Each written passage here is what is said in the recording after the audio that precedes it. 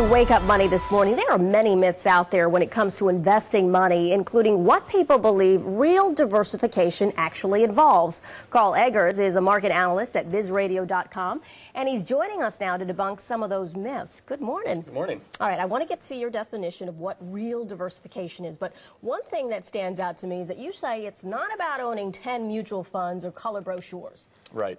You know, a lot of people are losing a lot of money right now in the market, and they own a lot of different mutual funds, very popular. The problem is many mutual funds are liquid and they can grow a lot, but the problem is that all those mutual funds tend to move together. So let's start out by saying that every investment doesn't have exactly what we all want. It either doesn't grow fast enough, it's not liquid enough, or it's not safe enough. It doesn't have principal return. So what I try to do is mix those together. And for example, money markets, savings accounts, very liquid, very safe. They don't return you a lot of money, but that's okay because that part of your money needs to stay liquid and safe. Then we move on to things like bonds and CDs. They return your principal. They grow better than a money market, but they're not going to get you the type of returns that stocks would over and real estate would over a long period of time. So then we move to the last category, which is growth. Buying something, trying to sell it to the next guy at a higher price. And when you mix those together, you get real diversification. And it's not just about buying the blue brochure and the red brochure.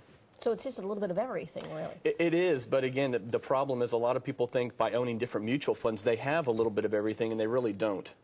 And that's the problem. And you also say that every type of investment is something that you don't like. There's a danger to every type. There is, and that's what I was saying. They either don't grow fast enough, they're not liquid enough, or they're not safe enough. And a lot of people think that there is that perfect investment out there, and there's insurance salesmen, there's mutual fund salesmen out there that would tell you this thing is going to be the perfect thing for you. And there's really not that perfect investment, and that's the problem. So you have to look at the flaws in each one and combine it with something that has the benefit that you're looking for. And then when you combine all those, you really get a real portfolio that can be insulated from recession, that can grow even when interest rates are rising, when the economy's slow. But how can you ensure that you're safe? Is there any way to do that?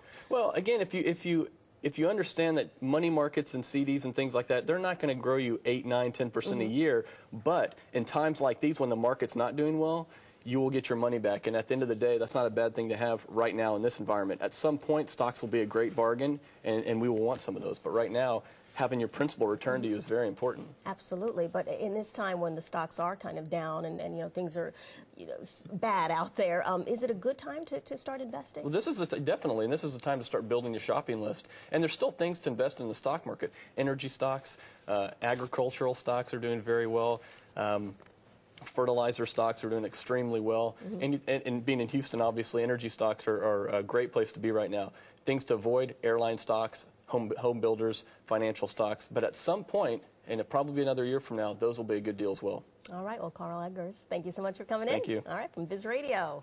And you can get more investing tips under the business tab of myfoxhouston.com.